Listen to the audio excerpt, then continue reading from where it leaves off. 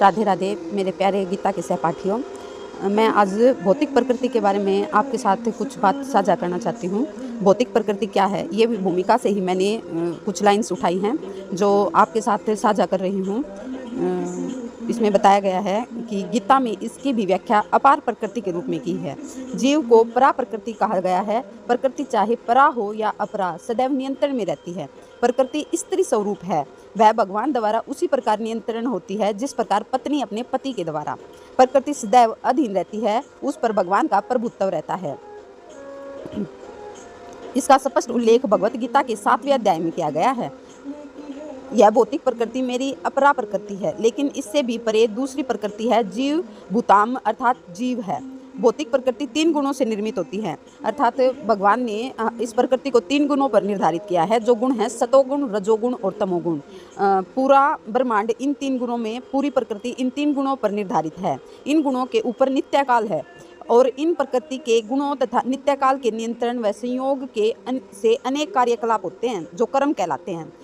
यानी कि जो भी इन गुणों पर चलते हुए अपने कर्मों को करते हैं, उसी के आधार पर हमारा जीवन टिका है कि हमें अपने सुख और दुख निर्धारित करने होते हैं। अगर हम जिस प्रकार के कर्म करेंगे वैसे ही सुख दुख हमें प्राप्त होंगे। उदाहरणार्थ मान ले कि मैं व्यापारी हूँ और मैंने बुद्धि के बल पर कठोर श्रम किया है और बहुत संपत्ति संचित कर ली है, तब मैं संपत्ति के सुख को भोगता हूँ। किंतु यदि मान ले कि व्यापार में हानि से मेरा सब धन जाता रहा तो मैं दुख का भोक्ता बन जाता हूँ। इसी प्रकार जीवन के प्रत्येक क्षेत्र में हम अपने कर्म के फल का सुख भोगते हैं और उसका कष्ट उठाते हैं। यह कर्म कहलाता है।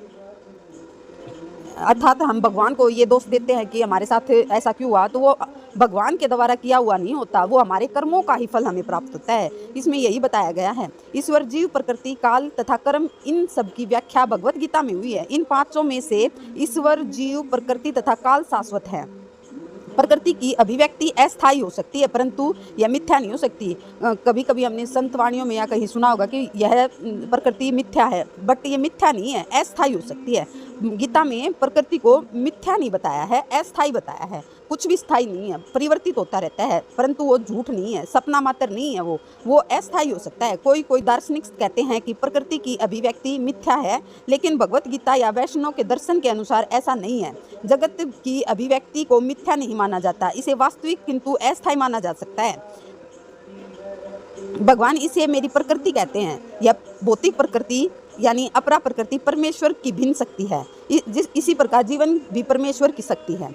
यानी जो जीवन हमें प्राप्त हुआ है वो हमारे ही कर्मों से हमें मिला है, और मानव जीवन रियल में भगवान ने हमें इसीलिए दिया है कि हम इस